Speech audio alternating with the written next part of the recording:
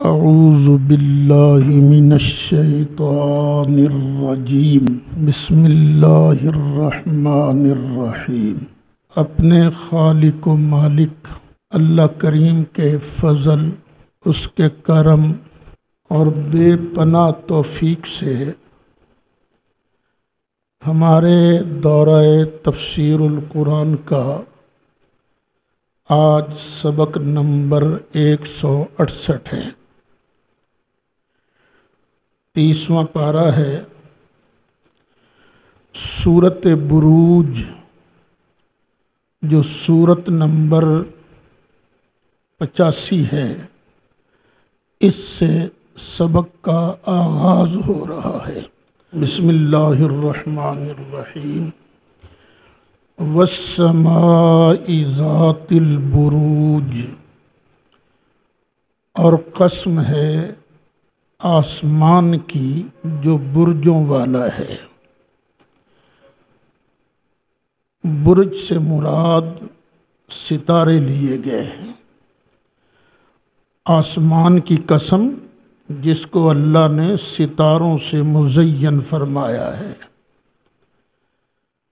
Volume الموعود، اور اس دن کی قسم ہے جس کا وعدہ کیا گیا ہے۔ وعدہ کیا گیا ہے یوم قیامت کا۔ وشاہد و مشہود، اور قسم ہے اس کی جو گواہ ہے، اور اس کی جس میں حاضر کیے جاتے ہیں۔ یہاں شاہد سے مراد ہے یوم جمعہ، کیونکہ جمعہ جو ہے یہ ہر مسجد میں حاضر ہوتا ہے، تشریف لاتا ہے۔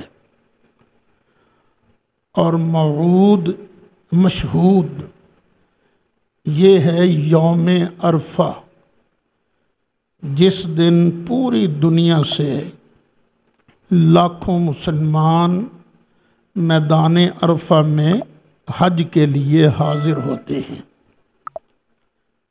تو شاہد کی قسم اور مشہود کی قسم۔ یہاں اور بھی تفسیریں کی گئی ہیں۔ قیامت کے دن جس جس نے گواہی دینی ہے اس گواہ کی قسم۔ یہ کئی بار قرآن شریف میں گزر چکا ہے کہ ہر نبی اپنی امت کا گواہ بن کر کھڑا ہوگا، اور ہمارے آقا و مولا صلی اللہ علیہ وسلم سب پر گواہ بن کے کھڑے ہوں گے، اور مشہود جس کی گواہی دی جائے۔ قتل اصحاب الاخدود، خندق والے بیڑا غرق ان کا، قتل کیے گئے، مارے گئے، لعنت ان پر۔ کن پر؟ خندق والوں پر، جنہوں نے خندقیں کھودی تھیں۔ النار، آگ، ذات الوقود، جو بھڑکنے والی آگ ہے، اس کی قسم۔ خندق میں آگ بھڑکائی گئی تھی جس سے جلانا مقصود تھا۔ اذ ہم علیہا قعود، جس وقت وہ کافر ان خندقوں کے ارد گرد بیٹھے ہوئے تھے۔ وَهُمْ عَلَى مَا يَفْعَلُونَ بِالْمُؤْمِنِينَ شُهُودٌ، اور وہ جو کچھ مومنوں کے ساتھ کر رہے تھے اس پر خود گواہ تھے۔ مسلم شریف میں ایک بات درج کی گئی ہے، بیان کی گئی ہے کہ خود نبی کریم علیہ السلام نے ارشاد فرمایا ہے، لیکن وہ واقعہ بطور تفسیر بیان نہیں ہوا، بعد میں مفسرین نے اس واقعہ کو ان آیتوں کی تفسیر میں بیان کیا ہے۔ ملک شام میں ایک بادشاہ تھا جس کی سلطنت جادوگر کے زور پر چلتی تھی۔ جادوگر تھا اس کے پاس، وہ جادو کرتا اور اس کی سلطنت چلتی تھی۔ وہ ہو گیا بوڑھا۔ اس نے بادشاہ سے کہا، اے بادشاہ، تو ایسے کر کوئی ذہین سمجھدار بچہ مجھے دے تاکہ میں اسے جادو میں ٹرینڈ کر سکوں۔ اس نے کہا بہت اچھا۔ اس نے اپنی سلطنت کا، سٹیٹ کا جائزہ لیا تو ایک بچہ بڑا ہونہار، بڑا سمجھدار وہ نظر آیا۔ اس نے کہا تو بھائی اس جادوگر کے پاس جایا کر، جادو سیکھ اس سے۔ اس نے جانا شروع کر دیا۔ جس رستے سے وہ جاتا تھا اسی رستے پر ایک راہب، نیک راہب وہ بھی رہتا تھا۔ ایک دن اس کے پاس گیا، بیٹھا جاتے ہوئے تو راہب کی باتیں اسے اچھی لگیں۔ اب اس نے روز جادوگر کے پاس جاتے آتے راہب کے پاس بیٹھنا شروع کر دیا۔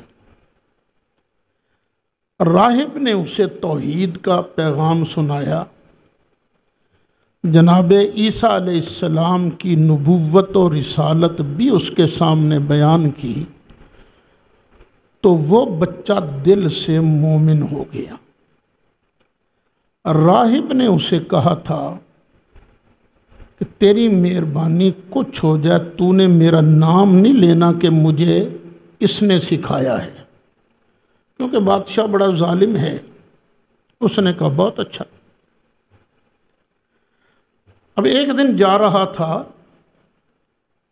تو ایک بہت بڑے اژدہا نے رستہ روکا ہوا تھا۔ لوگ اس کی ڈر کی وجہ سے پار بھی نہیں جا رہے تھے، بلاک ہو گئی روڈ۔ تو اس نے ایک پتھر لیا اور اللہ کی بارگاہ میں عرض کی، رب العالمین، اگر راہب جادوگر کے مقابلہ پر سچا ہے تو مالک تو مہربانی فرما، اس میرے پتھر کے ذریعے اژدہا کو ہلاک فرما تاکہ آمد و رفت کا رستہ کھل جائے۔ اس نے پتھر مارا، اللہ کی شان کہ اژدہا مر گیا اور لوگوں کے لیے رستہ بن گیا۔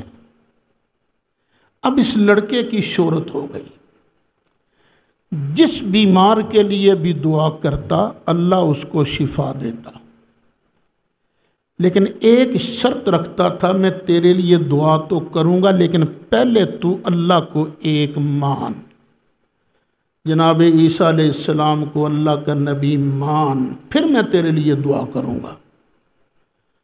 تو لوگ مان جاتے، وہ دعا کرتا، ٹھیک ہو جاتے۔ بادشاہ کا ایک وزیر نابینا ہو گیا تھا۔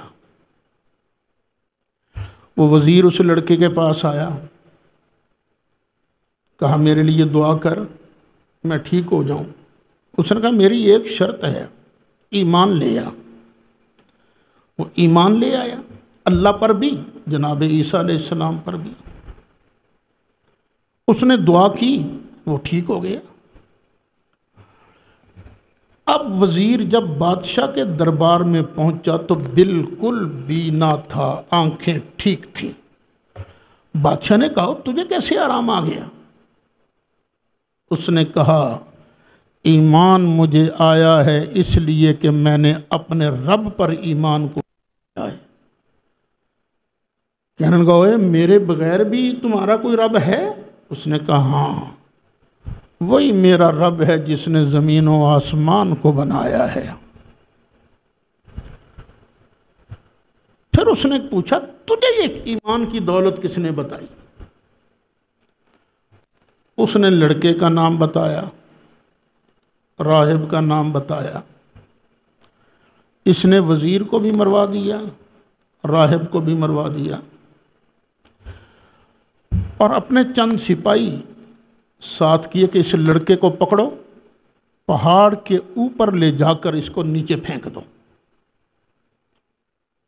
انہوں نے ایسے کیا، پہاڑ پر لے گئے۔ جب اسے نیچے پھینکنے لگے تو اس نے اللہ کی بارگاہ میں دعا مانگی، یا اللہ مجھے بچا۔ پہاڑ میں زلزلہ آیا، پہاڑ شک ہوا، اور جتنے سپاہی ساتھ گئے تھے، جتنے فوجی گئے تھے، وہ سارے مر گئے، اور لڑکا ہنستا ہوا دربار میں آ گیا۔ اس نے کہا تو بچ گیا، باقی کدھر گئے؟ اس نے کہا باقیوں کو اللہ نے مار دیا ہے۔ کہنے لگا اچھا تمہیں اب سمندر میں ڈبوتے ہیں۔ اب اس نے ایک دستہ فوجیوں کا ان کو منتخب کیا اور کہا اس لڑکے کو لے جاؤ، کشتی میں بٹھاؤ، بیچ سمندر کے جا کے اس کو ڈبو دینا۔ انہوں نے کہا جی بہت اچھا۔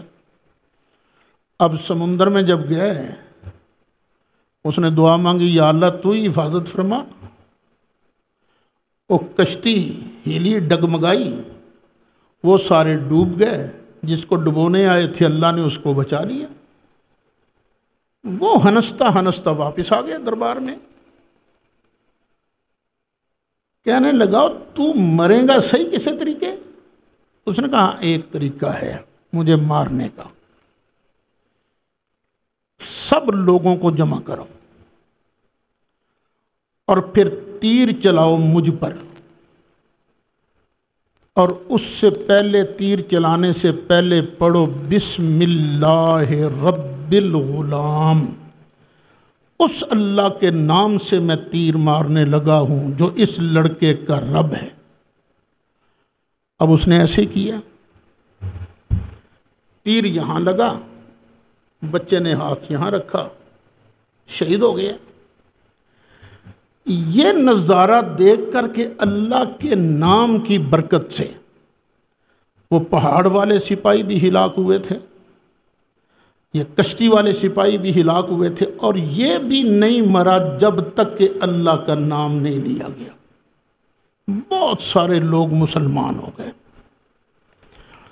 بادشاہ کو بڑا غصہ آیا، اس نے کہا ان کے لیے خندق کھدواؤ۔ بہت بڑی خندق کھدوائی گئی، جس طرح ابراہیم علیہ السلام کو جلانے کے لیے لکڑیاں ڈالی گئی تھیں، اسی طرح ان خندقوں میں لکڑیاں ڈالی گئیں، آگ دہکائی گئی، اور وہ لوگوں سے پوچھتا ہاں تم اللہ کو مانتے ہو یا مجھے مانتے ہو؟ وہ کہتے ہیں ہم اللہ کو مانتے ہیں۔ تو کہتا ہے ان کو پکڑو اور آگ کے اندر ڈالو۔ لیکن لوگوں کو ایمان کی حلاوت مل چکی تھی، ایک بھی بے ایمان نہیں ہوا، سب نے موت قبول کر لی۔ ایک عورت آئی جس کے پاس شیرخوار بچہ تھا، دودھ پیتا بچہ، اس کو لگے نا آگ کے اندر دھکن، وہ ہچکچائی، تو لڑکا بولا، وہ بچہ جو دودھ پیتا تھا، یہ مسلم شریف کے اندر ہے، بچہ بولا اماں کیوں ڈرتی ہے، یہ آگ نہیں یہ تو نور ہے، لگا دے چھلانگ کس کے اندر۔ تو اللہ تعالیٰ نے اس کا ذکر کیا ہے۔ اب یہ مفسرین فرماتے ہیں، سرکار نے صرف واقعہ سنایا ہے، اب مفسرین نے ان آیتوں کی تفسیر میں اس کو ذکر کیا ہے۔ قتل اصحاب الاخدود، خندقوں والے مارے گئے، یعنی اصل میں مارنے والے دنیا میں وہ تھے لیکن حقیقت میں مرے وہ، سزا ان کو ملی۔ النار ذات الوقود، بھڑکتی آگ والے جو ہیں، اذ ہم علیہا قعود، جب کہ وہ اس کے کناروں پر بیٹھے ہوئے تھے، وَهُمْ عَلَى مَا يَفْعَلُونَ بِالْمُؤْمِنِينَ شُهُودٌ، اور وہ جو کچھ کر رہے تھے مومنوں کے ساتھ اس پر گواہ تھے۔ اور ان بیچاروں کا جو خندق کے اندر جلائے گئے، ان کا قصور کیا تھا؟ وَمَا نَقَمُوا مِنْهُمْ، اور انہوں نے مسلمانوں سے کیا انتقام لیا؟ کس بات کا انتقام لیا؟ مسلمانوں کی کون سی چیز انہیں بری لگی؟ الا مگر ان یؤمنوا باللہ العزیز الحمید، کہ وہ اللہ پر ایمان لائے تھے، وہ اللہ جو عزت والا ہے، سراہا گیا ہے۔ الذی لہ ملک السماوات والارض، وہ اللہ جس کی ملکیت میں ہیں سارے آسمان اور زمین۔ واللہ علی کل شیء شہید، اور اللہ تعالیٰ ہر چیز پر گواہ ہے، ہر چیز چھوٹی ہو یا بڑی اللہ خود اس کو دیکھ رہا ہے۔ ان الذین فتنوا المؤمنین والمؤمنات، بے شک وہ لوگ جنہوں نے دکھ دیا، تکلیف دی مومن مردوں کو اور مومن عورتوں کو، ثم لم یتوبوا، پھر انہوں نے توبہ بھی نہیں کی، فلہم عذاب جہنم، تو ایسے لوگوں کے لیے جہنم کا عذاب ہے، وَلَهُمْ عَذَابُ الْحَرِيقِ، اور ان کے لیے آگ کا عذاب ہے۔ اچھا، یہ تو ہے کافروں کے ساتھ کیا سلوک ہوگا، اور مومنوں کے ساتھ ان الذین آمنوا وعملوا الصالحات، بے شک وہ لوگ جو ایمان لائے اور اچھے کام کیے، لہم جنات تجری من تحتها الانہار، ان کے لیے باغ ہیں جن کے نیچے سے نہریں جاری ہیں۔ ذالک الفوز الکبیر، یہ ہے بہت بڑی کامیابی۔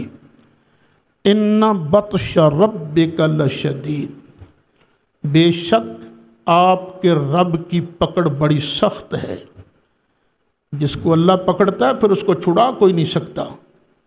انہ هو یبدئ و یعید، بے شک وہی ابتدا فرمانے والا ہے، پہلی بار بھی وہی پیدا کرنے والا ہے، ویعید، اور دوبارہ لوٹانے والا بھی وہی ہے۔ وہو الغفور الودود، اور وہی ہے بخشنے والا، الودود، بہت پیار کرنے والا نیک بندوں کے ساتھ۔ ذو العرش، عرش کا مالک ہے، المجید، عزتوں والا ہے، فعال لما یرید، جس چیز کا ارادہ فرما لیتا ہے اس کو کرنے والا ہے۔ آگے فرمایا هل اتاک حدیث الجنود، کیا آپ کے پاس لشکروں کی بات پہنچی ہے؟ کون سا لشکر؟ فرعون و سمود، فرعون والا لشکر اور سمود والا لشکر۔ بل الذین کفروا فی تکذیب، بلکہ وہ لوگ جنہوں نے کفر کیا وہ تو تکذیب کے اندر لگے ہوئے ہیں، جھٹلاتے جا رہے ہیں۔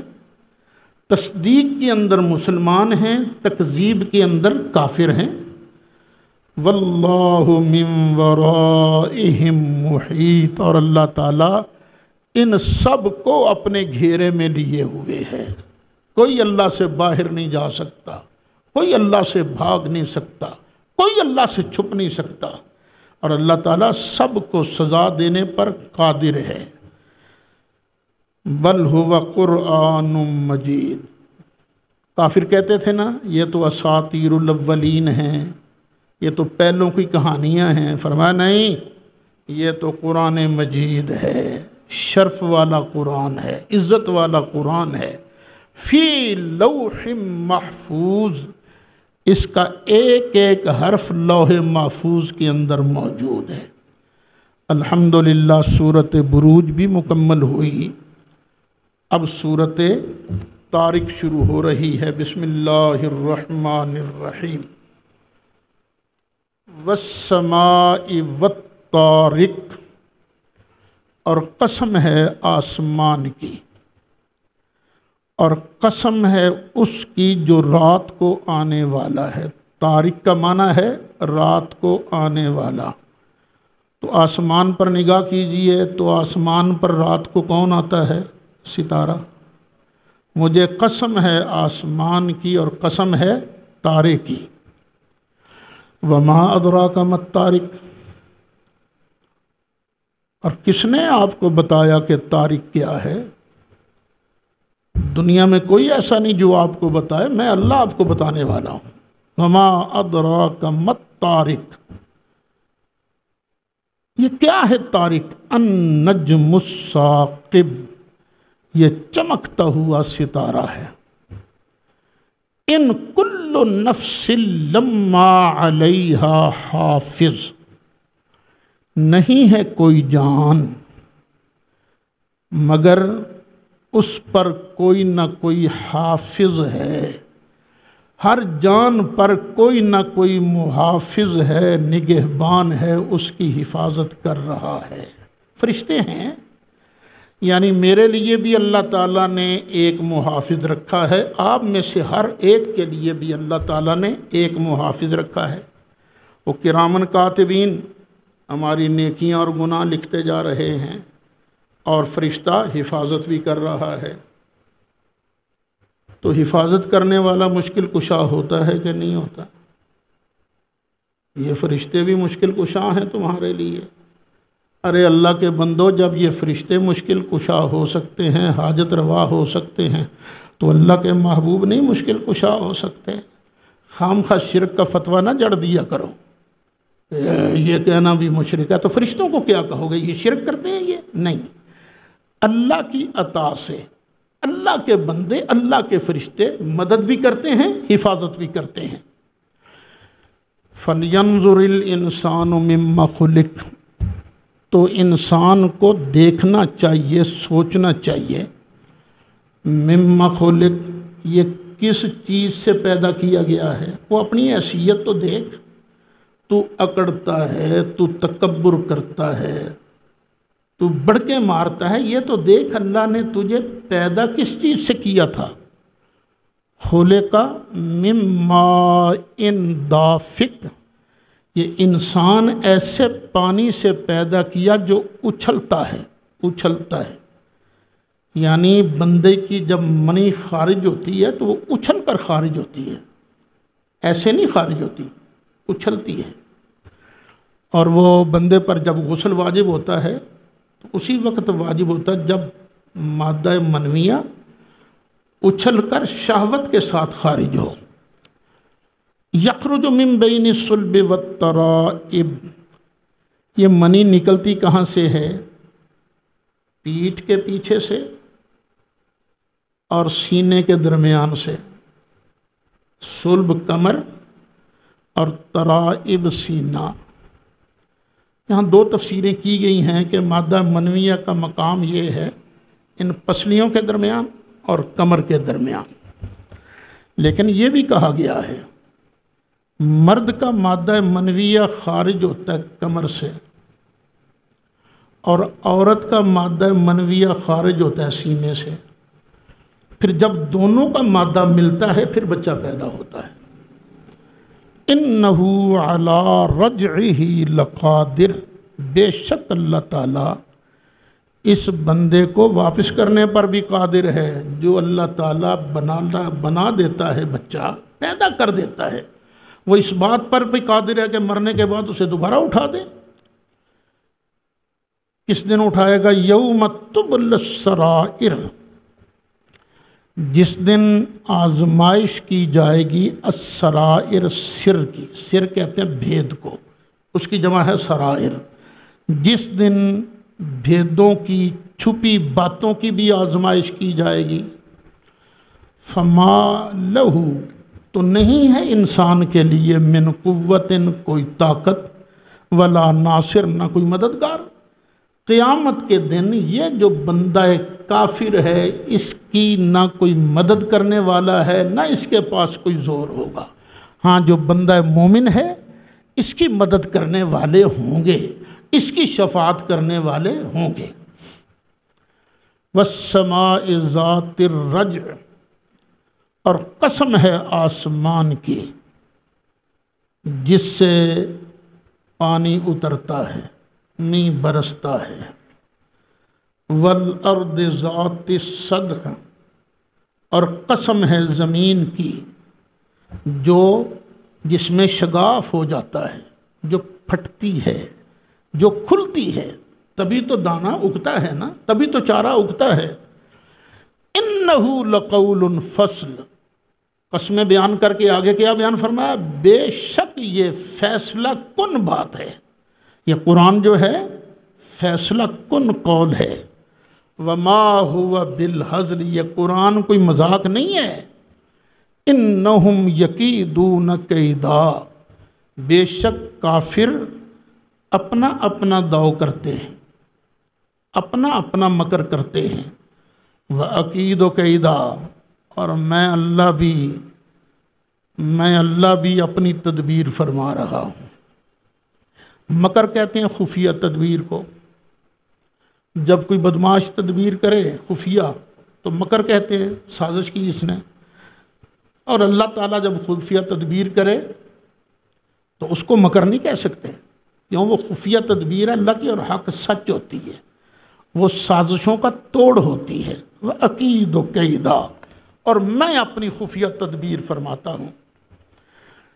محبوب، ہم نے تمہیں پچھلی امتوں کے واقعات سنائے، اب تمہیں بھی یہ تنگ بہت کرتے ہیں، شرارتیں بہت کرتے ہیں، تو تو مہربانی فرما فَمَهِّلِ الْكَافِرِينَ، تو کافروں کو مہلت دے مہلت ان کو، امہلہم رویدا، بس تھوڑی سی مہلت، ان کو تھوڑی سی مہلت دے، پھر محبوب دیکھنا ہم کس طرح ان کو پکڑتے ہیں۔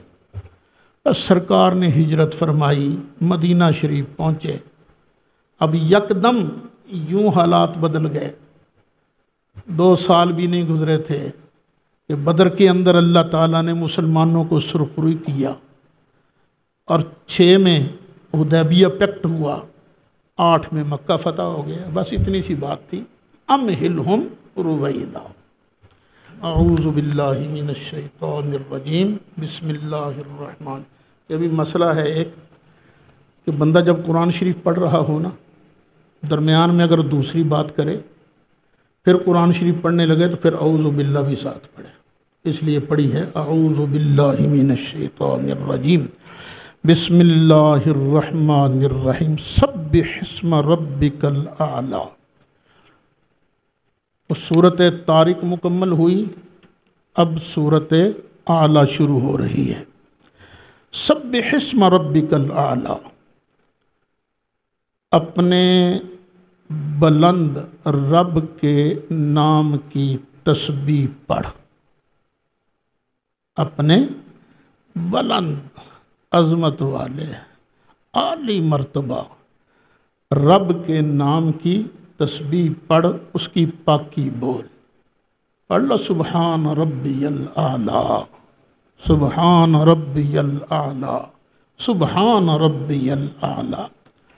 الذی خلق فسوی، جس نے پیدا کیا،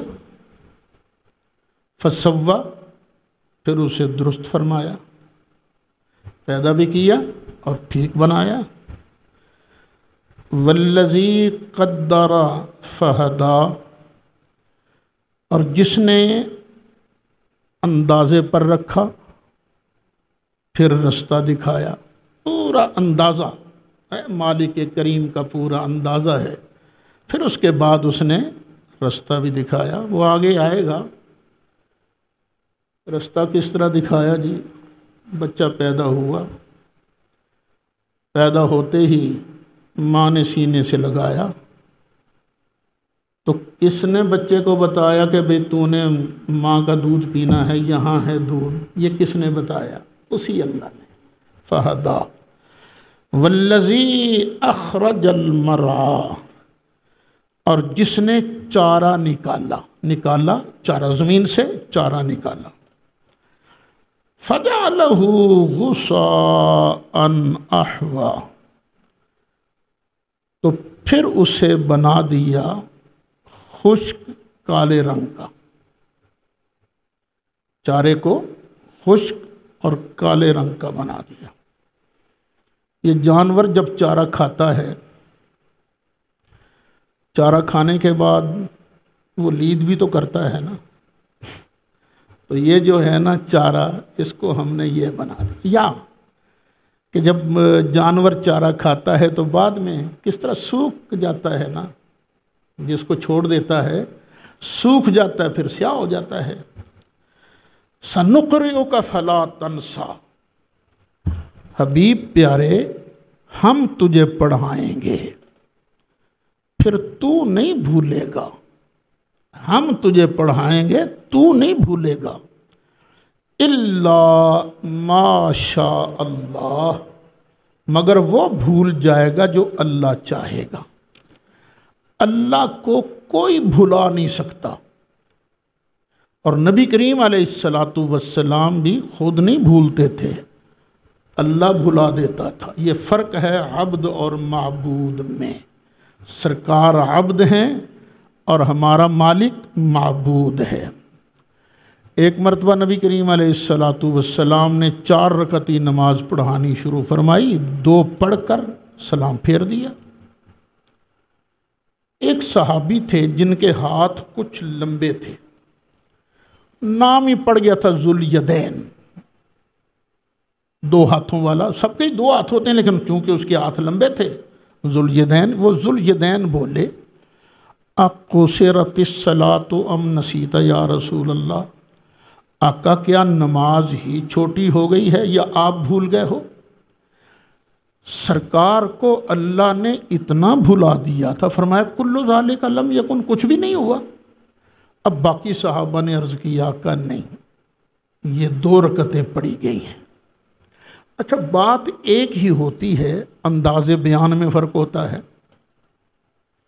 اس کو جب دوسرے بیان کرتے ہیں نا تو کہتے ہیں ویکھیا نا نبی تے ساڈے چ کی فرق ہے، وہ بھی بھولتے ہیں اسی بھی بھولتے ہیں، بس وہی دا ہی فرق ہے نا، اور فرق تے کوئی نہیں۔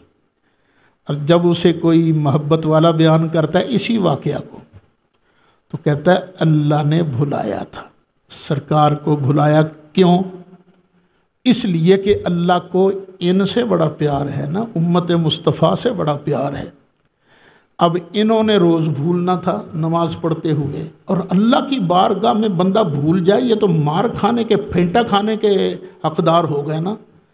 لیکن اللہ کو محبوب کی وجہ سے ان سے بڑا پیار، فرمایا چل سونیا تو اج بھول، تاکہ تیرا بھولنا تیری امت واسطے سنت بن جائے۔ کہ میں اپنی طرف سے نہیں کہہ رہا، موطا شریف کی حدیث ہے لست انسا، میں بھولتا نہیں ہوں، ولیکن انسا، لیکن میں بھلایا جاتا ہوں، لے اسنہ، تاکہ میں اسے تمہارے لیے سنت بنا دوں۔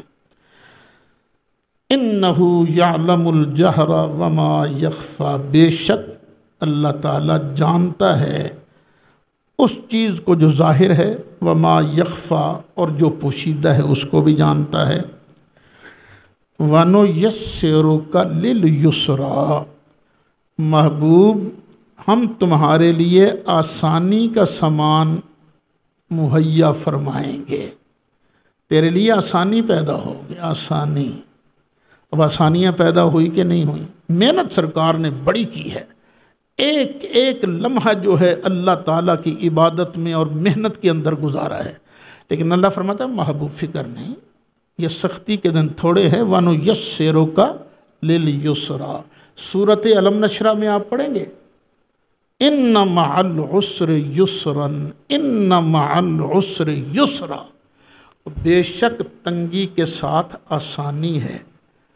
پھر فرمایا بے شک تنگی کے ساتھ آسانی ہے، تنگی ایک ہے، آسانیاں 2 ہیں۔ اللہ اکبر۔ تو اللہ فرماتا ہے محبوبہ فکر نہ کر، تو آپ بھی تکلیف آ جائے صبر کرو، اللہ کی طرف سے آزمائش سمجھو، صبر کرو، پھر انشاءاللہ آسانی اللہ عطا فرماتا ہے۔ فذکر، محبوب تو نصیحت کر ان کو، ان نفعت الذکریٰ، اگر نصیحت فائدہ دیوے، اگر نصیحت فائدہ دیوے نا تو ان کو نصیحت کر۔ اچھا یہ مطلب نہیں کہ جب تمہیں امید ہو کہ اس کافر کو نصیحت فائدہ دے گی تو نصیحت کرنی ہے، نہیں، تو نصیحت کرتا رہے، اسے فائدہ ملے نہ ملے تجھے تو فائدہ ہوگا نا، تبلیغ کا تجھے تو ثواب ہوگا۔ سَيَذَّكَّرُ مَن يَخْشَىٰ، اور جو اللہ سے ڈرتا ہے نا وہ ان قریب نصیحت قبول کرے گا۔ وَيَتَجَنَّبُهَا الْأَشْقَىٰ، اور اس نصیحت سے منہ وہ موڑے گا جو اشقا ہے۔ ایک ہوتا ہے شقی بدبخت، اور ایک ہوتا ہے اشقا زیادہ بدبخت۔ تو تیری نصیحت سے وہی منہ پھیرے گا جو اشقا ہوگا، سب سے زیادہ بدبخت ہوگا۔ الذی یصلی النار الکبریٰ، وہ بندہ جو بڑی آگ میں جائے گا۔ جب بڑی آگ میں جائے گا نا، ثم لا یموت فیہا ولا یحییٰ، پھر نہ وہ اس میں مرے گا نہ زندہ رہے گا، بس ایسے ہی ہوگا۔ یہاں تو ہے نا آگ میں جلا تو مر گیا، جان چھٹی، لیکن وہاں ایسے نہیں ہوگا۔ آگ جلاتی جائے گی، اللہ چمڑا نیا بناتا جائے گا، ہمیشہ تک یہی ہوتا، لا یموت فیہا ولا یحییٰ۔ اللہ تعالیٰ مجھے بھی، آپ کو بھی، ہمارے جتنے پیار والے سب کو اس مصیبت سے بچائے رکھے۔ قد افلح من تزکا، بے شک کامیاب وہ ہوا جس نے اپنے آپ کو ستھرا کر لیا، اندر کو بھی ستھرا کیا، باہر کو بھی ستھرا کیا۔ وَذَكَرَ اسْمَ رَبِّهِ فَصَلَّىٰ، اور اپنے رب کے نام کا ذکر کیا۔ رب کا نام کیا ہے؟ اللہ، اور جس نے اللہ اللہ اللہ اللہ اللہ اللہ اللہ اللہ اللہ اللہ اللہ اللہ اللہ کیا، اپنے رب کے نام کا ذکر کیا، فصلی، پھر نماز پڑھی، ذکر بھی کیا، نماز بھی پڑھی۔ بل تؤثرون الحیات الدنیا، بلکہ اوے کافرو، تم دنیا کی زندگی کو ترجیح دیتے ہو، والآخرۃ خیر وابقیٰ، حالانکہ آخرت زیادہ بہتر ہے اور زیادہ باقی رہنے والی ہے، اس میں زیادہ آرام ہے۔ تم کیوں منہ پھیرتے ہو اس قرآن سے، اس نصیحت سے؟ ان ھذا لفی الصحف الاولیٰ، بے شک یہ جو ہے نا، یہ قرآن، یہ نصیحت پہلے صحیفوں کے اندر بھی موجود ہے۔ پہلے صحیفے کون سے ہیں؟ صحف ابراہیم و موسیٰ، حضرت ابراہیم علیہ السلام کے صحیفے اور حضرت موسیٰ علیہ السلام کے صحیفے، یہ تذکرہ ان کے اندر بھی موجود ہے۔